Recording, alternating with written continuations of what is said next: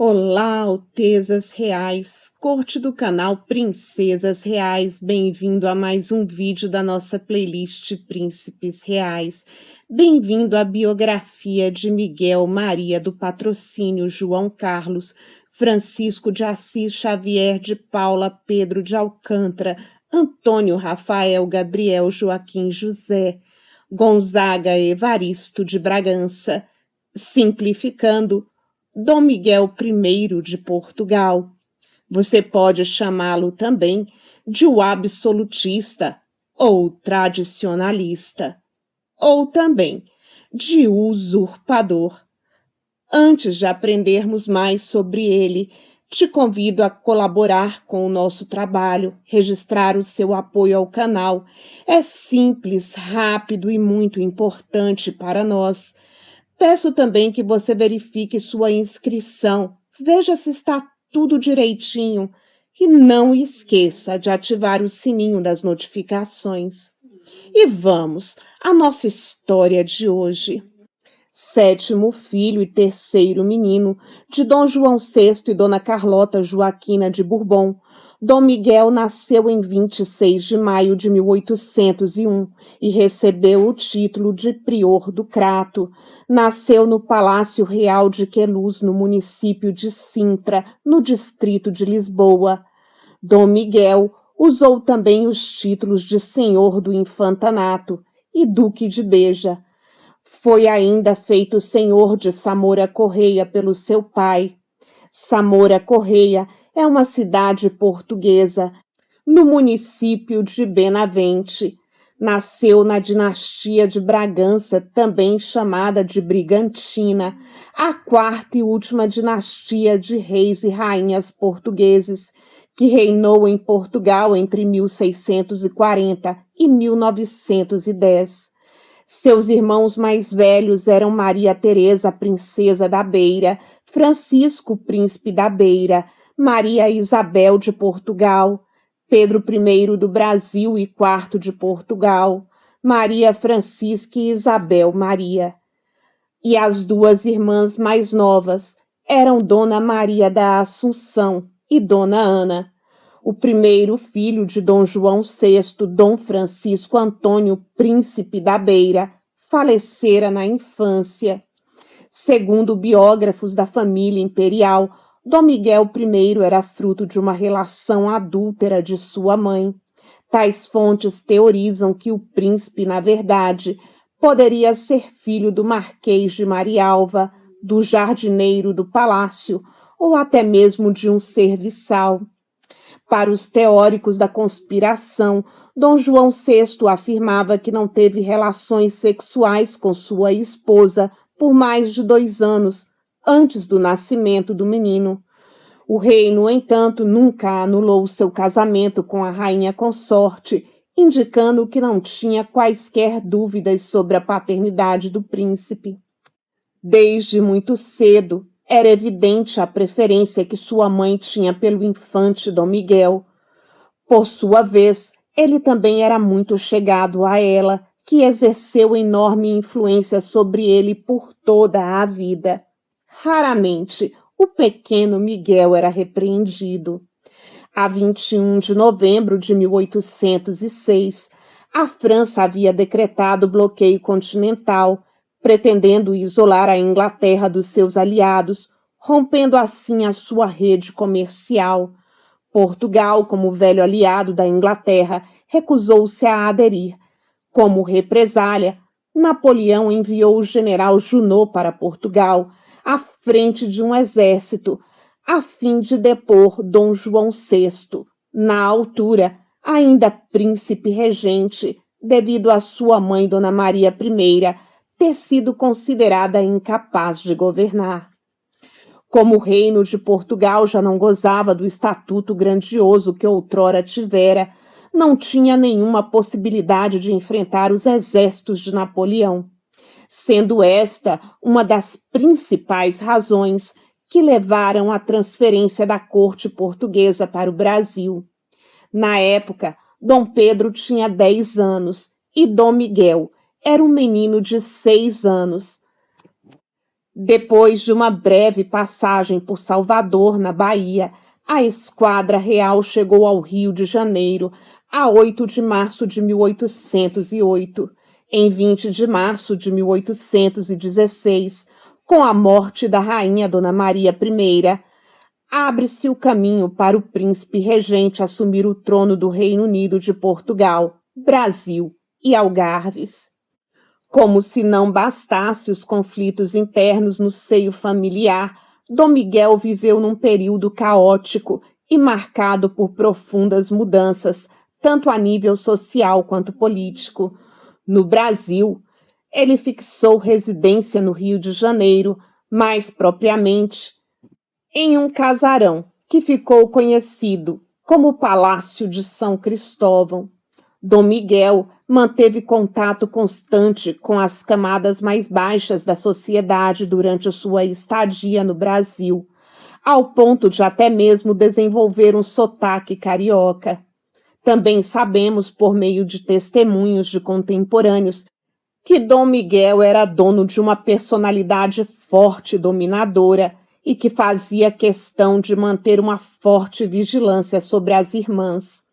A infanta Dona Maria da Assunção seria a sua irmã mais próxima e sempre lhe daria apoio. Brincava e brigava muito com o irmão Pedro e, desde cedo, demonstrava se achar muito mais merecedor de ser o herdeiro de seu pai, em detrimento do seu irmão. Como católico fervoroso, frequentou conventos no Rio de Janeiro. A 25 de abril de 1821, após uma permanência de 13 anos no Brasil, Dom João VI regressa a Lisboa, nomeando seu filho Dom Pedro regente em seu nome. Miguel volta para sua terra natal. Era um rapaz alto, elegante, moreno, de grandes olhos escuros. Adorava andar a cavalo e montava muito bem. Fazia o maior sucesso entre as mulheres e o povo adorava-o. Como era típico da dinastia Bragança, ele recebeu uma educação profundamente religiosa, sendo educado por frades do convento de Mafra. Após o retorno da família real portuguesa a Lisboa, Dom Miguel começou a desempenhar um papel político de mais destaque. Aos 22 anos, contrário à implementação de uma monarquia constitucional, Dom Miguel I, na época comandante do exército português, liderou um movimento militar contra o parlamento do país, com o objetivo de barrar o avanço das ideias liberais. Dom Miguel era um homem de ideias católicas e tradicionalistas e pretendia libertar Portugal das influências estrangeiras, principalmente das ideias da maçonaria, as quais considerava nefastas. Daí vem seu cognome, de o tradicionalista. Era muito influenciado pela mãe Dona Carlota Joaquina, que também era absolutista, e o incentivava a esquecer as promessas e a tomar nas mãos o destino do país, sem dar contas a ninguém. O conflito resultou na dissolução de várias cortes e concentrou o poder nas mãos de seu pai, em 1823. Os parlamentares, contudo, restabeleceram a Constituição. Contra Dom Miguel, ergueu-se uma parte da burguesia e dos militares. O movimento contrário de Dom Miguel I, a Abrilada, foi sufocada e os diplomatas exigiram que Dom João VI retirasse seu filho do comando do exército e o mandasse para o exílio. E assim foi feito. Dom Miguel foi exilado em Viena. Quando seu pai, o rei de Portugal, morreu em março de 1826, Dom Miguel ainda encontrava-se por lá e bolou um plano para voltar ao seu país de origem. De acordo com as leis fundamentais do reino, um príncipe herdeiro que levantasse armas contra Portugal ou ascendesse ao trono de um estado estrangeiro perderia o direito ao trono português.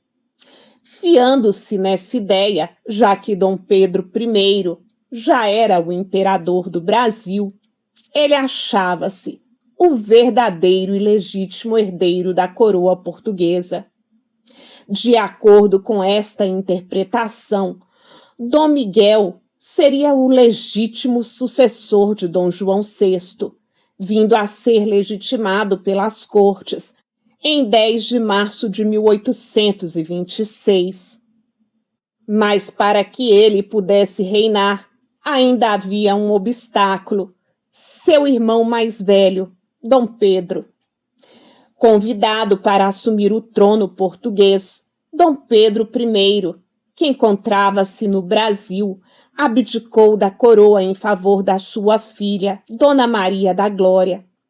Apesar de ter abdicado, o imperador do Brasil continuava a desempenhar um papel de rei de Portugal ausente, a fim de proteger a sua filha, que ascendera ao trono com apenas 7 anos de idade. Porém, Dom Miguel, muito espertamente, para poder voltar a Portugal, aceitou as condições impostas pelo irmão. Com os olhos na coroa, Dom Miguel prometeu ficar noivo de sua sobrinha e assim ser nomeado regente do Reino de Portugal durante a minoridade da menina. À sua chegada a Lisboa, Dom Miguel repetiu o juramento de fidelidade à Carta Constitucional e à rainha, sua prometida. Uma promessa que ele não tinha a intenção de cumprir. O acordo foi aceito e os dois se casaram. Cada vez mais próximo do trono, Dom Miguel I decidiu tomá-lo de uma vez por todas e usurpou a coroa de sua sobrinha e esposa em junho de 1828. Como resultado desta polêmica, para os liberais, Dom Miguel passou à história como o absolutista ou usurpador. Ele já tinha governado ao lado da jovem por alguns anos, mas queria ter o cetro apenas para si. Em toda a Península Ibérica, duas ideologias se confrontavam, o liberalismo e o absolutismo. Dom Miguel, que representava em Portugal a facção absolutista, depois a rainha Dona Maria II, e tornou-se rei a 11 de julho de 1828, assumindo o nome régio de Dom Miguel I. Na verdade, foi um golpe. O golpe dissolveu completamente o parlamento português e irritou grande parte da elite do país. Ele reinou entre 1828 e 1834, um reinado de 6 anos, contando com um grande apoio popular. Dom Miguel, rei absoluto e portuguesíssimo, alternou sua imagem de usurpador e tirano, imagem difundida pelos liberais, a figuração terrena do arcanjo São Miguel, vindo para esmagar a serpente revolucionária, um golpe midiático. O tradicionalista Dom Miguel I conseguiu manter a coroa em sua cabeça por algum tempo, até a notícia chegar ao Brasil e enfurecer Dom Pedro. Em 1831, Dom Pedro I entregou o Brasil Império para o seu filho Dom Pedro II, que ainda era uma criança, e rumou para Portugal para garantir a coroa à sua filha Dona Maria da Glória. Ao lado da filha traída, o ex-imperador juntou forças internacionais para derrubar o irmão do poder. Deu-se início, então, à Guerra Civil Portuguesa. De um lado, Dom Pedro I contava com o apoio da Grã-Bretanha, Irlanda e França. Do outro, Dom Miguel I esperava guiar o exército português para seu sucesso. O resultado, contudo, não foi como ele esperava. O seu reinado é altamente debatido na história de Portugal, Para o Partido Constitucionalista, Dom Miguel foi um usurpador do título monárquico de sua sobrinha Dona Maria da Glória e fora apenas um regente. Por sua vez, o Partido Miguelista contrapunha que Dom Pedro I do Brasil perdera o direito à coroa portuguesa ao declarar a independência do Brasil e se tornar imperador desse novo país. Durante o conflito entre os irmãos, tanto Dom Miguel quanto Dom Pedro sofreriam perdas pessoais. Em 7 de janeiro de 1834, a irmã mais querida de Dom Miguel, Dona Maria da Assunção, faleceu em condições lastimáveis, vítima de cólera, uma epidemia que havia se instalado em Portugal na época. Por sua vez, durante o cerco do Porto, Dom Pedro recebeu a notícia do falecimento de Dona Paula Mariana, a penúltima de suas filhas mulheres. E dessa briga, Dom Pedro saiu vencedor. Apesar de muitos liberais clamarem pela execução de Dom Miguel após o fim da Guerra Civil Portuguesa, Dom Pedro se recusou a tomar uma medida tão drástica contra o irmão. Sem coroa, sem país e sem família, Dom Miguel I foi forçado a abdicar de seu amado trono através da Convenção de Evora-Monte, assinada em maio de 1834, dia do seu 33º aniversário. A 19 de dezembro de 1834, a rainha Dona Maria II promulgou uma carta de lei, conhecida como Lei do Banimento, através da qual Dom Miguel estava já destituído do estatuto de realeza e todos os seus descendentes ficavam para sempre obrigados a viver fora do território português e sem quaisquer direitos de sucessão ao trono de Portugal. Após deixar Portugal, Dom Miguel se exilou em Roma, onde viveu num palácio cedido pelo Papa Gregório XVI, que o descreveu como, abre aspas, o rei mais católico que tenho em toda a cristandade, fecha aspas. Em um navio, o antigo rei de Portugal passou algum tempo na Grã-Bretanha e de lá rumou para a Alemanha.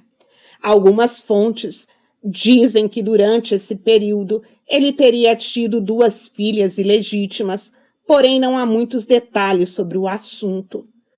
No seu último destino à Alemanha, ele casou-se com uma princesa local, a princesa Adelaide de Loewenstein, em setembro de 1851. Dom Miguel viveu o resto da sua vida no castelo de Brambach, no Grão-Ducado de Baden. Da sua união com a princesa Adelaide, nasceram Maria da Assunção, Maria de Jesus, Maria das Neves, Miguel Januário, Maria Teresa, Maria José, Aldegundes, Maria Ana e Maria Antônia. Ele era frequentemente visitado por portugueses. Levava uma existência calma e agradável, mas com algumas dificuldades financeiras. Sabendo disso, o pequeno grupo de portugueses que se mantinha fiel a ele enviava donativos para o ajudar. Faleceu a 14 de novembro de 1866, em Brambach, na Alemanha, num pavilhão de caça em meio de grandes florestas, e foi sepultado no convento dos franciscanos de Eugelberg. Aos 65 anos, Dom Miguel morreu assombrado pela terrível fama de usurpador.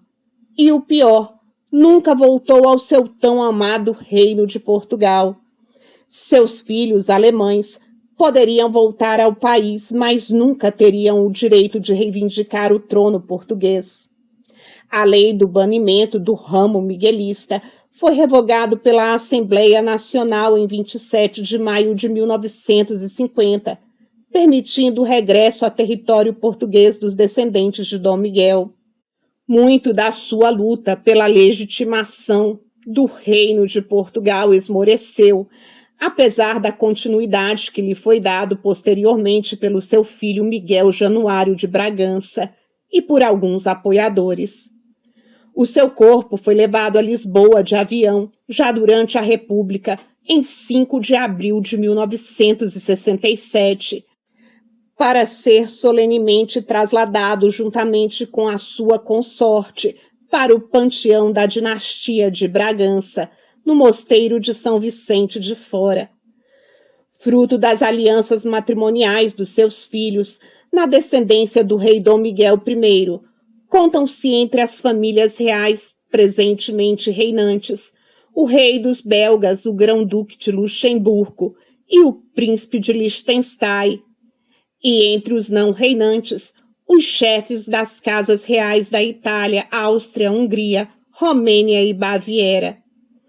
Dom Miguel I de Portugal foi um homem controverso desde o início de sua vida. Uma infinidade de rumores e boatos foram difundidos sobre ele, mas até hoje pouca coisa foi provada. Seria ele um tirano cruel ou um rei que lutou por seus ideais? Qual é a sua opinião? Qual é a sua conclusão? Agora é a sua vez de me contar. Te encontro nos nossos comentários. Obrigada pela companhia e até lá.